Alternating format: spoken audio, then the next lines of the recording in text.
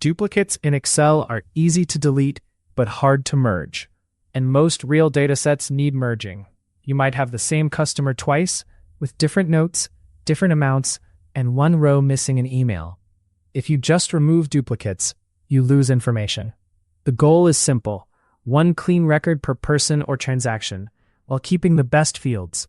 That usually means you combine text notes, you sum numeric amounts, and you pick the most complete value for things like phone, email, or address.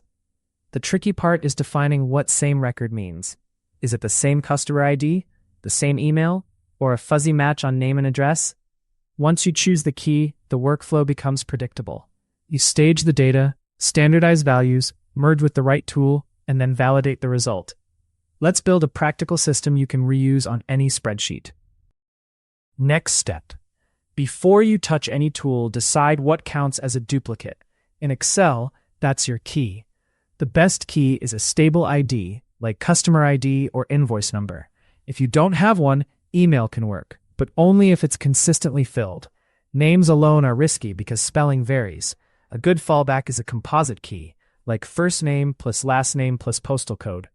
The key should be specific enough to avoid merging different people, but consistent enough to catch true duplicates. Also decide if duplicates are exact matches or near matches. Near matches require cleanup first, like trimming spaces and standardizing capitalization. Finally, identify which columns you will merge and how. Notes might be concatenated, amounts might be summed, and status fields might follow a priority rule. Writing these rules down saves you from rework later. Next step. Now prepare the data so duplicates actually match. Start by converting the range into an Excel table. Tables expand automatically and make formulas easier to read. Next, clean the key fields. Use trim to remove extra spaces, and clean if you suspect hidden characters. Standardize case with upper or lower, so ACME and ACME match. For emails, remove leading and trailing spaces and consider converting to lowercase.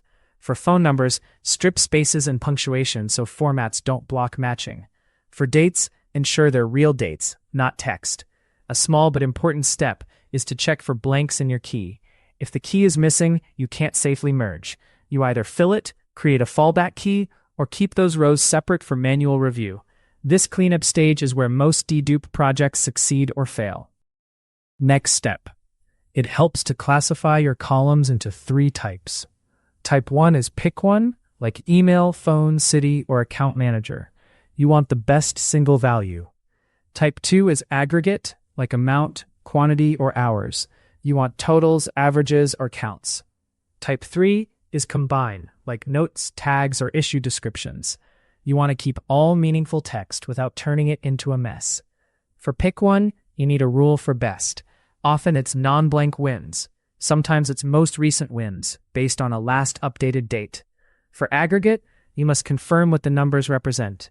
If amount is a transaction value, summing is correct.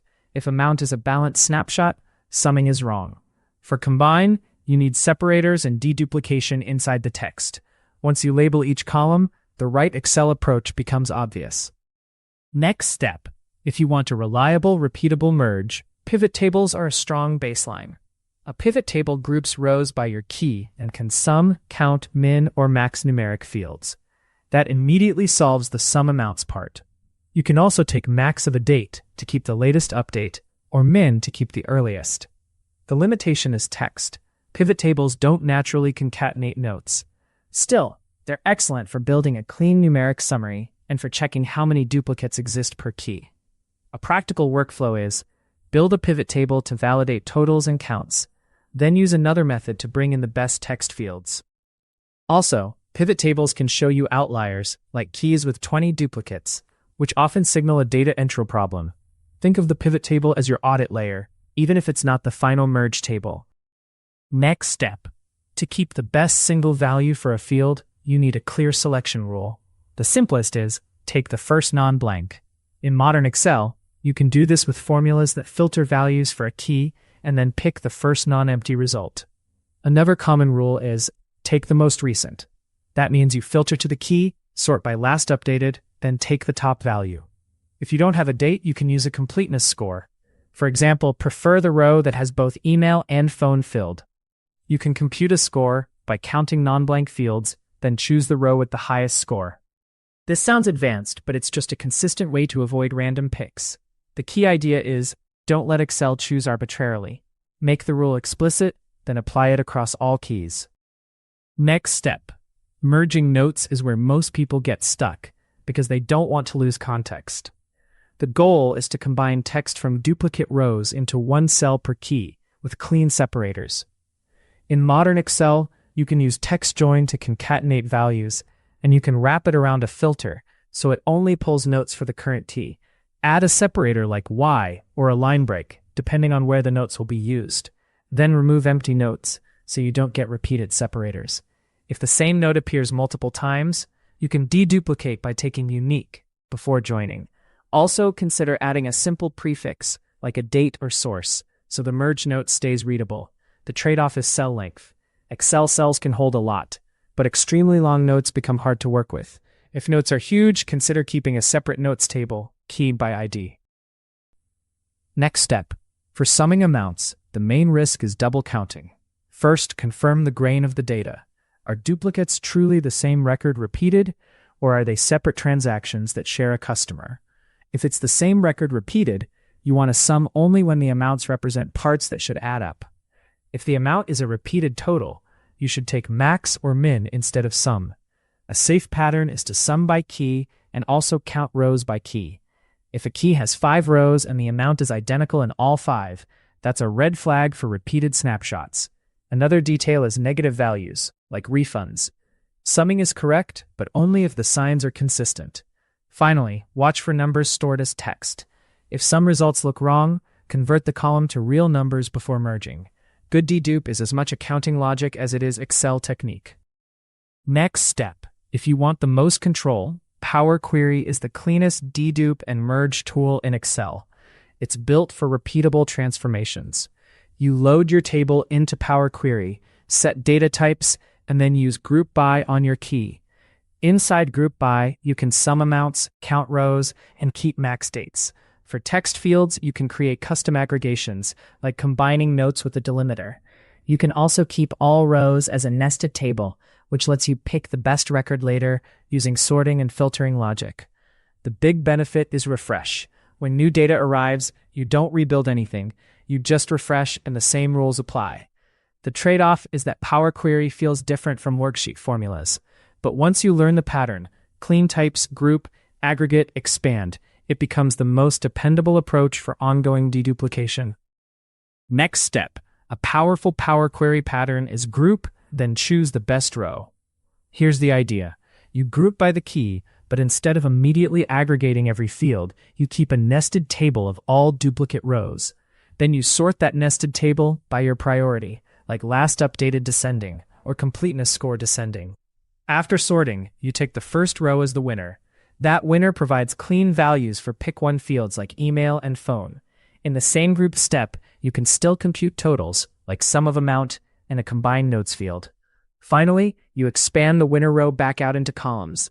This gives you one record per key with the best single values plus your aggregates. It's a very human way to think. Pick the best representative record, but don't lose the math and the history. And because it's a query, it's consistent every time you refresh. Next step. Sometimes duplicates aren't exact. You might have John Smith and John Smith, or two addresses with different abbreviations.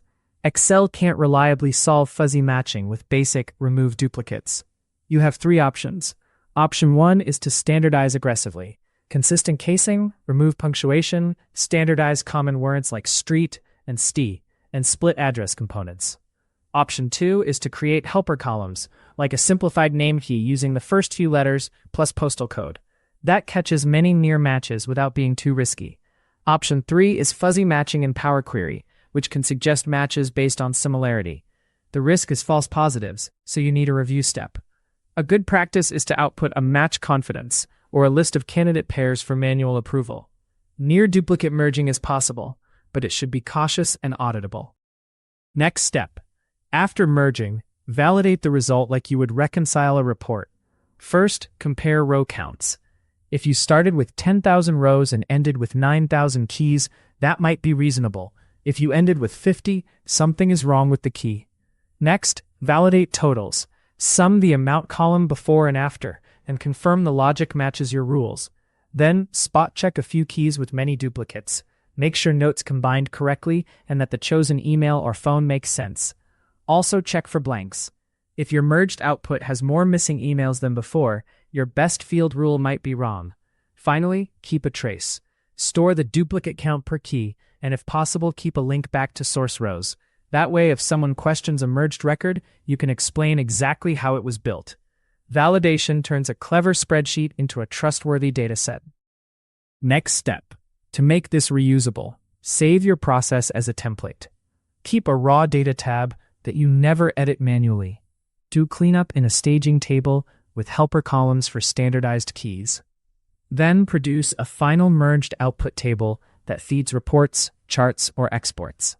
If you use Power Query, keep the query steps simple and named clearly so someone else can follow them. If you use formulas, avoid hard-coded ranges and lean on tables so everything expands.